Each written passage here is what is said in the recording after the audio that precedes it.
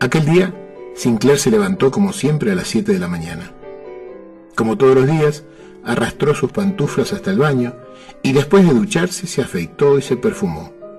Se vistió con ropa a la moda, como era su costumbre, y bajó a la entrada a buscar su correspondencia. Allí se encontró con la primera sorpresa del día. No había cartas. Durante los últimos años, su correspondencia había ido en aumento, y era un factor importante para su contacto con el mundo. Un poco malhumorado por la noticia de la ausencia de noticias, apuró su habitual desayuno de leche y cereales, como recomendaban los médicos, y salió a la calle. Todo estaba igual que siempre. Los vehículos de costumbre transitaban las mismas calles y producían los mismos sonidos en la ciudad, que se quejaba igual que todos los días. Al cruzar la plaza, casi tropezó con el profesor Exer, un viejo conocido con quien solía conversar largas horas sobre inútiles planteamientos metafísicos.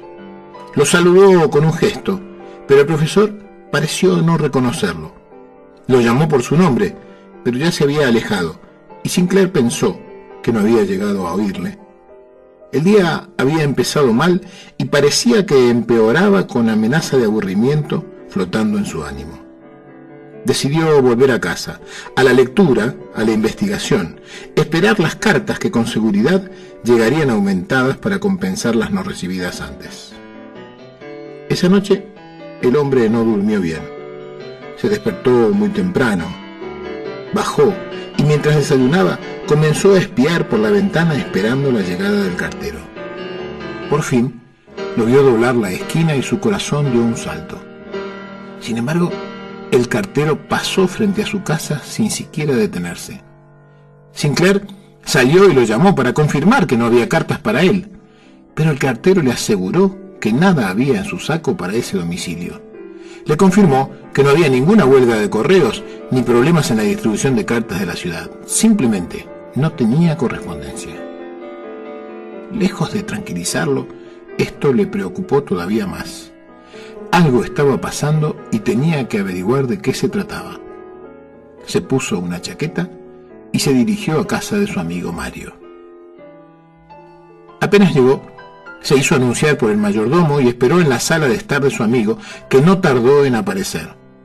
Sinclair avanzó al encuentro del dueño de la casa con los brazos extendidos, pero éste se limitó a preguntar: «Perdón, señor, ¿nos conocemos?». El hombre creyó que era una broma. Rió forzadamente, presionando al otro para que le sirviera una copa. El resultado fue terrible. El dueño de la casa llamó al mayordomo y le ordenó echar a la calle al extraño, que ante tal situación se descontroló y empezó a gritar y a insultar, dando aún más motivos al fornido empleado para que lo empujara con violencia a la calle. Camino de su casa, Sinclair se cruzó con muchos otros vecinos que lo ignoraron o actuaron con él como si fuera un extraño. Una idea se había apoderado de su mente. Había una confabulación en su contra, y él había cometido una extraña falta contra aquella sociedad, dado que ahora lo rechazaba tanto como algunas horas antes lo valoraba. No obstante, por más que pensaba, no podía recordar ningún hecho que pudiera haber sido tomado como ofensa, y menos aún alguno que involucrara a toda una ciudad. Durante 2 días se quedó en casa esperando correspondencia que no llegó o anhelando la visita de alguno de sus antiguos amigos. Pero nada de eso pasó. Nadie se acercó a su casa. Nadie tocó su puerta para saber de él. La señora de la limpieza faltó sin avisar y el teléfono, de pronto, dejó de funcionar. Entonado por una copita de más, la quinta noche, Sinclair decidió ir al bar donde siempre se reunía con sus amigos para comentar las tonterías cotidianas. Apenas entró, los vio, como siempre, en la mesa del rincón que solían elegir. El gordo Hans contaba el mismo viejo chiste de siempre y todos lo festejaban como de costumbre. El hombre acercó una silla y se sentó con ellos. De inmediato se hizo un lapidario silencio que denotaba lo indeseable que les parecía a todos el recién llegado. Sinclair no aguantó más. ¿Se puede saber qué os pasa a todos conmigo? Si hice algo que os molestó, decídmelo, acabemos con esto. Pero no me tratéis así, porque me estoy volviendo loco. Los demás se miraron unos a otros, entre divertidos y fastidiados. Uno de ellos quiso girar su dedo índice sobre su sien, diagnosticando al recién llegado. El hombre volvió a pedir una explicación, después la suplicó y por último cayó al suelo implorando que le explicaran por qué le estaban haciendo esto.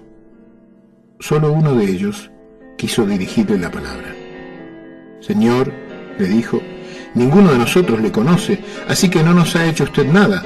De hecho, ni siquiera sabemos quién es usted». Las lágrimas empezaron a brotar de sus ojos y salió del local arrastrando su humanidad hasta su casa. Parecía que cada uno de sus pies pesaba una tonelada. Ya en su cuarto, se tiró sobre la cama. Sin saber cómo ni por qué, había pasado a ser un desconocido, un ausente. Ya no existía en las agendas de sus corresponsales ni en el recuerdo de sus conocidos, menos aún en el afecto de sus amigos. En su mente aparecía un pensamiento como un martilleo, la pregunta que los demás le hacían y que él mismo empezaba a hacerse. ¿Quién eres? ¿Quién eres? ¿Sabía él realmente contestar esa pregunta? Él conocía su nombre, su domicilio, la talla de su camisa, su número de documento de identidad y algunos otros tantos datos que lo definían para los demás. Pero fuera de eso, ¿quién era? Verdadera, interna y profundamente. Aquellos gustos y actitudes, aquellas inclinaciones e ideas, ¿eran suyos verdaderamente? ¿O eran, como tantas otras cosas, un intento de no defraudar a quienes esperaban que él fuera quien había sido? Algo empezaba a estar claro. Ser un desconocido lo liberaba de tener que ser de una determinada manera. Fuera como fuera, nada cambiaría en la respuesta de los demás hacia él. Por primera vez en muchos días, descubrió algo que lo tranquilizó. Esto lo ponía en una situación que le permitía actuar como quisiera sin tener que buscar la aprobación de nadie. Respiró hondo y sintió el aire como si fuera nuevo entrando en sus pulmones.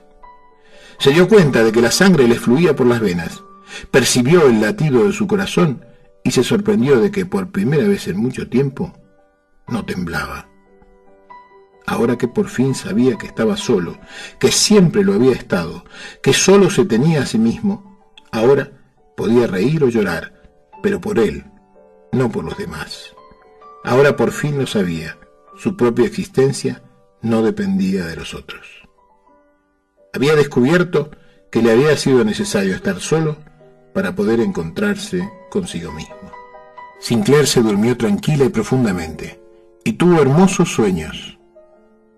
Despertó a las 10 de la mañana, descubriendo que un rayo de sol entraba a esa hora por la ventana e iluminaba su cuarto de manera maravillosa. Sin bañarse, bajó las escaleras tarareando una canción que nunca había escuchado y encontró algo debajo de su puerta, una enorme cantidad de cartas dirigidas a él. La señora de la limpieza estaba en la cocina y lo saludó como si nada hubiera pasado. Y por la noche, en el bar, parecía que nadie recordaba aquella extraña noche de locura. Al menos nadie se dignó a hacer ningún comentario al respecto. Todo había vuelto a la normalidad. Todo, salvo él, por suerte. Él, que nunca más tendría que rogarle a nadie que lo mirara para poder saber que estaba vivo. Él, que nunca más tendría que pedirle al exterior que lo definiera. Él, que nunca más sentiría miedo al rechazo. Todo era igual, salvo que aquel hombre jamás olvidaría quién era.